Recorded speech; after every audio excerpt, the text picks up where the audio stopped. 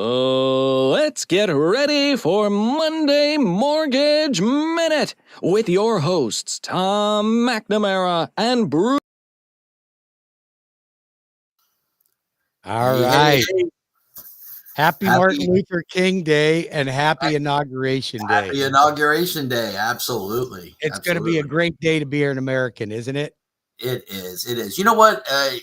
No matter which team you were for when all this came down, there is one thing I'll say, and it's from a football analogy, talking about coaching and the teams. And if you're having a team that's just having a bad year or a bad couple of years, sometimes just changing out the coach gives everybody hope. It's not necessarily an argument against the coach, just gives everybody hope, man. So we got a new coach. We got a new coach. And we got a tough one. We got a tough coach. Keep getting better. So, hey, we got some cool news to talk about, and this is going to kind of set the set the tone for the year, right?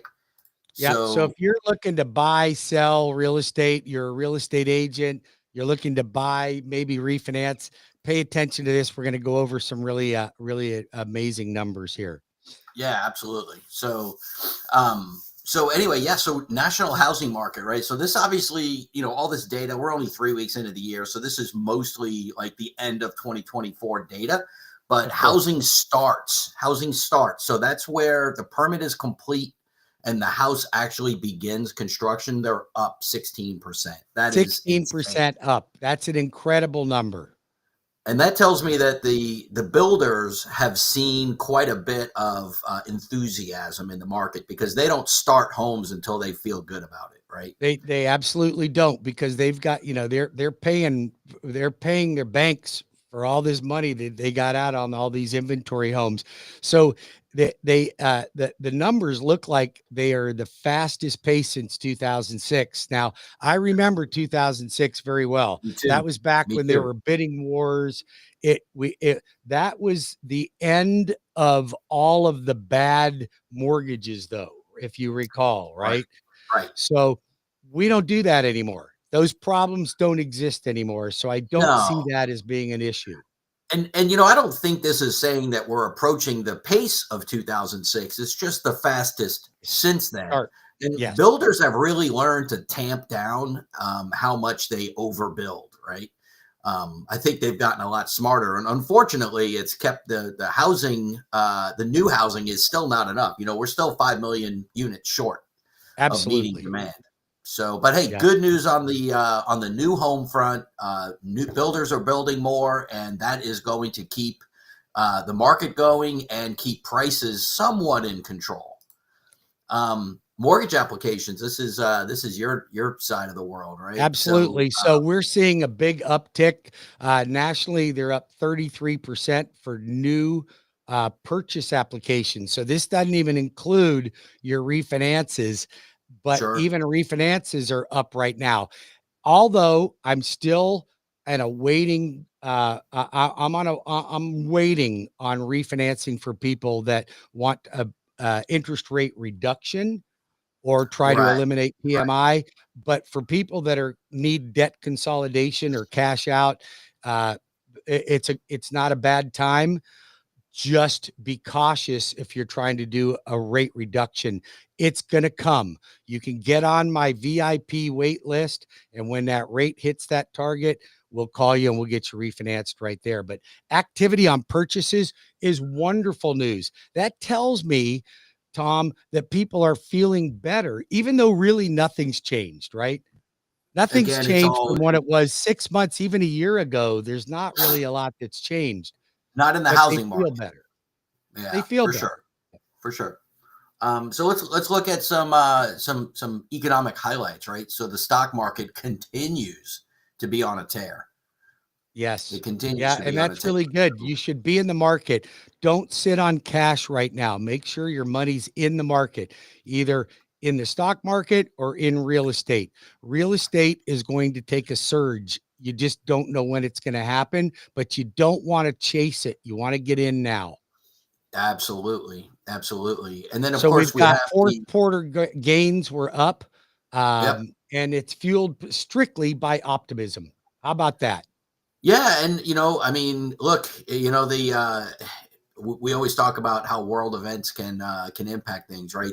This Israel Hamas thing, hopefully it holds, but that is some really, really good news for the world because Absolutely.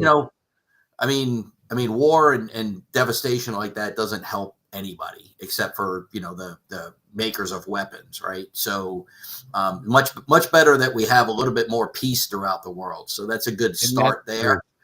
And also obviously CPI. Yep.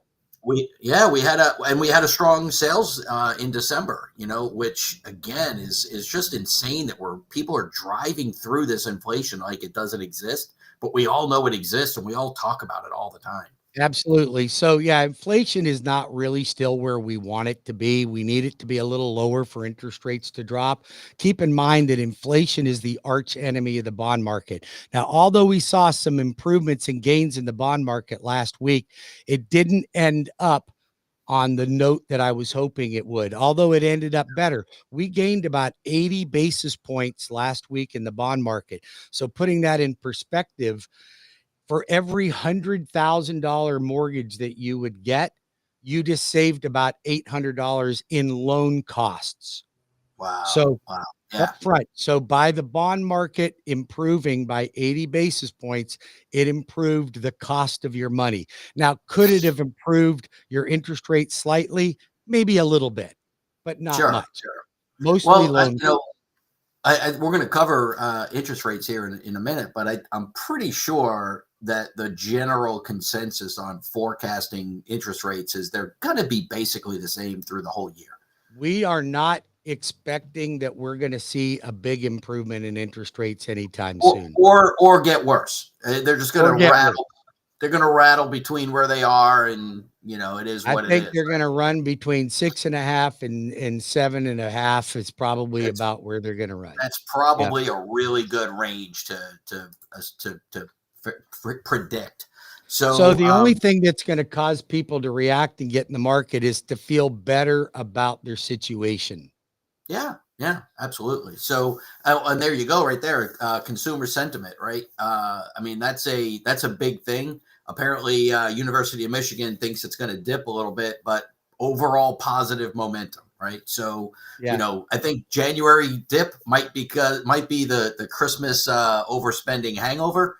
But as we look into the year, I think generally speaking, people think things are going to get better. And if they think that, then it likely will.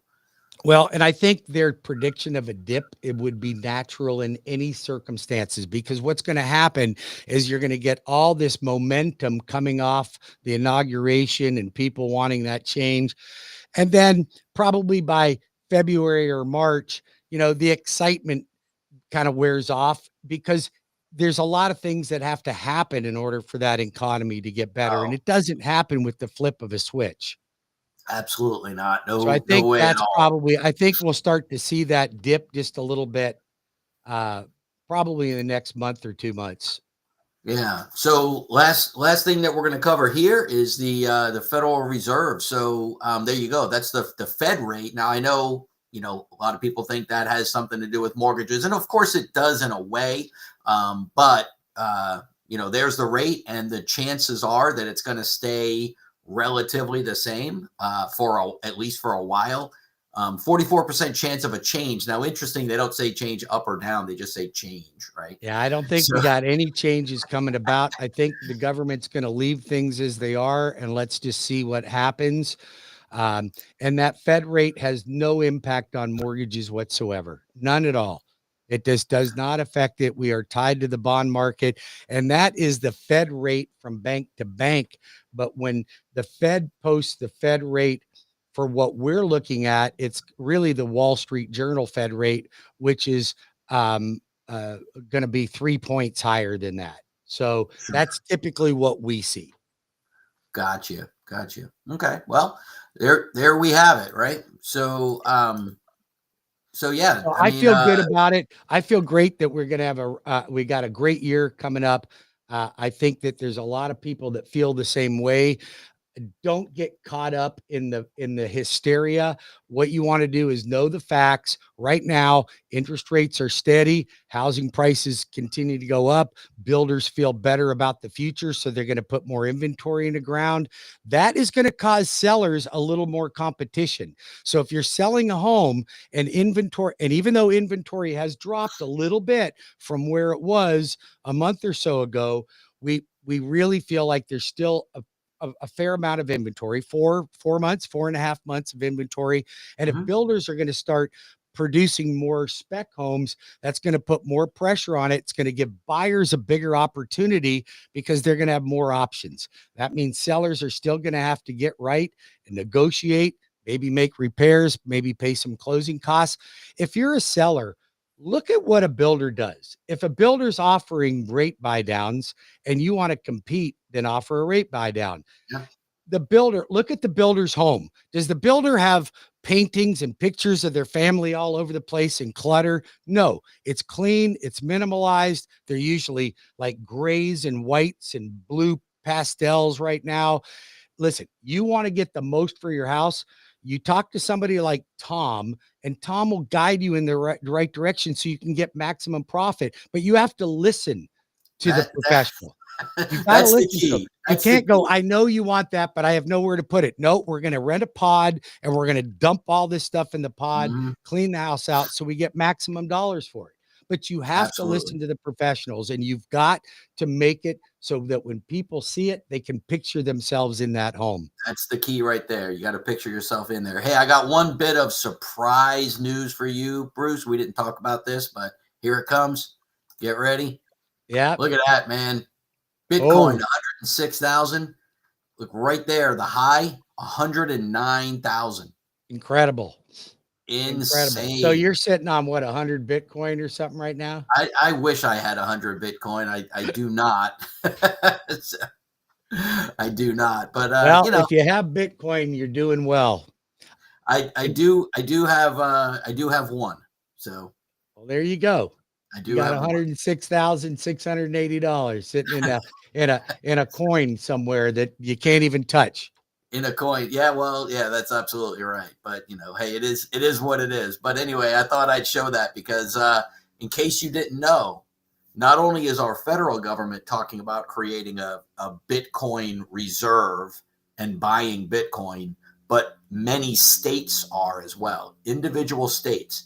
That is legitimizing Bitcoin, and it is going to make it a true commodity that is going to be traded higher and higher and higher because there's only 21 million that'll ever be made.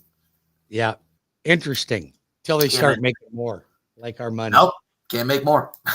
Other coins, but can't make more Bitcoin. Brother, it has been a great time talking to you. I am going to go. Have a great week, and I'll see you at our class on Wednesday.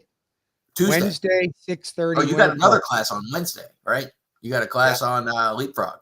The Leapfrog, yep. Yeah, awesome. So if you want to learn how to invest in real estate the way the pros do, Tom will be there. I'll be there.